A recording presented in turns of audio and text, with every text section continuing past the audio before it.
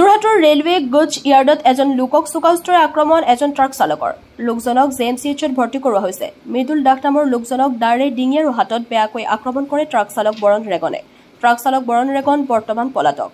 যোৰহাটৰ পৰা ধ্ৰুৱশ্ৰী পাছনিৰ report AN live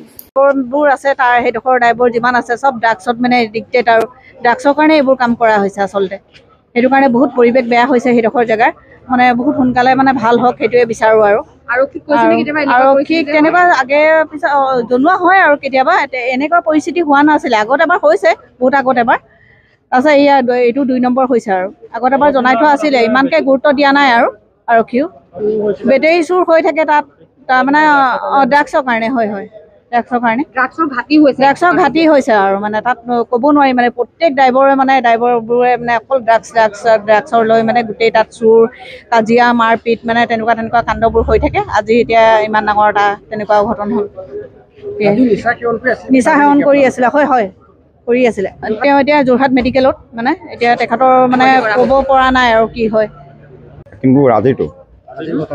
আজি ঘটনা বোলে মৃদুল দাস বুলি কয় তেখেতে ইউনিয়নৰ ছেক্ৰেটাৰী প্ৰেচিডেণ্ট হয়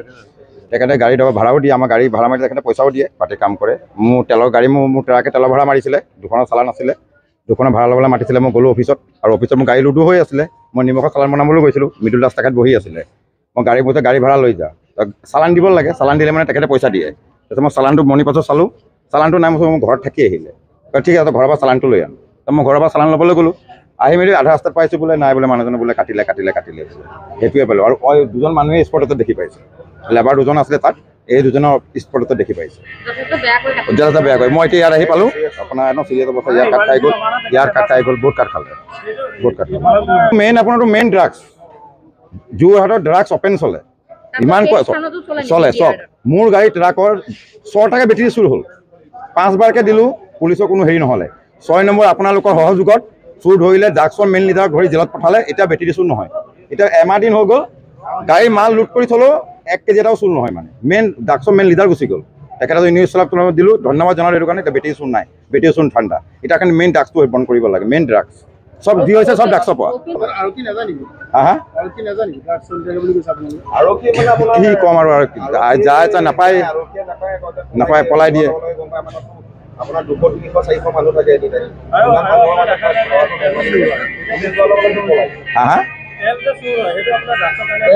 ড্ৰাগছৰ কাৰণে চুৰ এতিয়া নাই হোৱা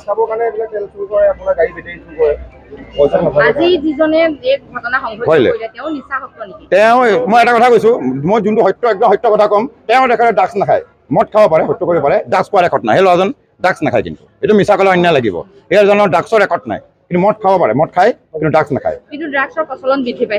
ড্ৰাগছৰ হৈছে ড্ৰাগছ পুৰা থাকে ষ্টেচনত 100-90% ড্ৰাগছ কিন্তু আজি ল'ৰাজনে ড্ৰাগছ নাখায় মদ খায় কিন্তু পুৰা মদ খাব পাৰে ড্ৰাগছ নাখায় যিকোনো খবৰ আৰু বিজ্ঞাপনৰ বাবে যোগাযোগ কৰক 7896121996 লগতে 7002537271 আৰু 9854011916